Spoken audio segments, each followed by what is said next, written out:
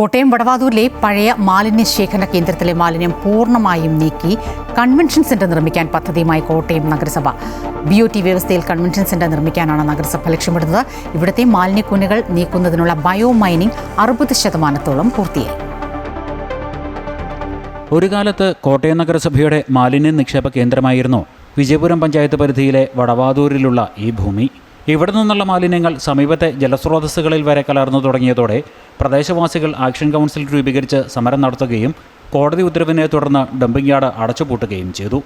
എന്നാൽ 8 മീറ്ററിലധികം ഉയരത്തിൽ ഉണ്ടായിരുന്ന മാലിന്യക്കുനകൾ പരിസ്ഥിതിക്കും ജനങ്ങളുടെ ആരോഗ്യത്തിനും ഭീഷണിയായി അവശേഷിച്ചു. കേരള ഖരമാലിന്യ പരിപാലന പദ്ധതിയിൽപ്പെടുത്തി ഈ മാലിന്യങ്ങൾ നീക്കം ചെയ്യുന്ന പ്രവർത്തനങ്ങൾ നടന്നു വരികയാണ്. പരമാവധി 3 മാസത്തിനുള്ളിൽ ഈ മാലിന്യങ്ങൾ പൂർണ്ണമായും നീക്കം ചെയ്യുമെന്ന് നഗരസഭാ ചെയർമാൻ അറിയിച്ചു. 2 മാസത്തിനകം അവിടെ പൂർണ്ണമായും അവിടുത്തെ മാലിന്യങ്ങളടക്കം നീക്കി ഇനിയുണ്ട ബാക്കി പണികളുടെ പൂർത്തീകരിച്ച് അതിൽ 2 ലെയറായ ഒരു തട്ടാക്കി മാറ്റി തരണമെന്ന് പറഞ്ഞിട്ടുണ്ട്. അത് അവരുടനെ തന്നെ ചെയ്യാമെന്ന് പറഞ്ഞു. 2 മാസം ഈ മഴയുടെ വന്നാൽ ചിലപ്പോൾ 1 മാസം കൂടെ കൂടുമായിരിക്കും. എങ്കിൽ പോലും അത് അതിവേഗം അത് ചെയ്തെടുക്കാൻ പറ്റും.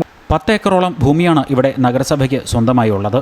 ആധുനിക സൗകര്യങ്ങളോടെ ഒരു കൺവെൻഷൻ സെൻറ്റർ ഇവിടെ സ്ഥാപിക്കാനാണ് നഗരസഭ ലക്ഷ്യമിടുന്നത്. 3 ഏക്കറോളം ഭൂമിയാകും ഇതിനായി പ്രയോജനപ്പെടുത്തുക. കൺവെൻഷൻ സെൻറ്റർ സ്ഥാപിക്കാൻ നഗരസഭയുടെ തനത് ഫണ്ടിൽ നിന്നും പണം കണ്ടെത്തുക ബുദ്ധിമുട്ടായതിനാൽ BOT അടിസ്ഥാനത്തിലാവും നിർമ്മാണം.